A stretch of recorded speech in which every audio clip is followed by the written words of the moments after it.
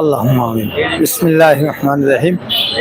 আমরা গত 28শে জানুয়ারি আমাদের যে জাতীয়করণ ঘোষণা দেওয়া হয়েছিল, সে ঘোষণা আজ 11টি মাস পর্যন্ত আমাদের ঘোষণাকে কার্যকর করা না হওয়ার কারণে আজকে আমরা মাঠে এসেছি আবার আন্দোলন করার জন্য। তাই এই ইবতেদায়ী মাদ্রাসার বিভিন্ন খরচ এই নেয় সেই নেয়, আমাদের থেকে বহুভিত্তিক খরচ নেয়, তারপর নবায়নের খরচ নেয়, বিভিন্ন খরচ আমাদের থেকে নেয়, কিন্তু আমাদেরকে কোনো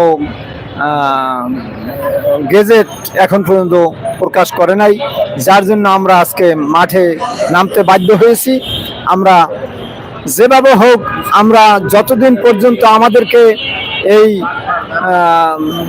জাতীয়করণ স্বীকৃতি না দেবে অতদিন পর্যন্ত আমরা এই মাঠ ছেড়ে যাব না। আমরা যদি এখানে মারাও যাই তবুও আমরা তাতে রাজি আছি, কিন্তু আমরা মাঠ ছেড়ে যাব না যতদিন পর্যন্ত আমরা এই জাতীয়করণ স্বীকৃতি না পাই। অতদিনের ভিতরে আমরা এই মাঠ ছাড়ব না। আখির দাওয়ানা আনিল হামদুলিল্লাহ।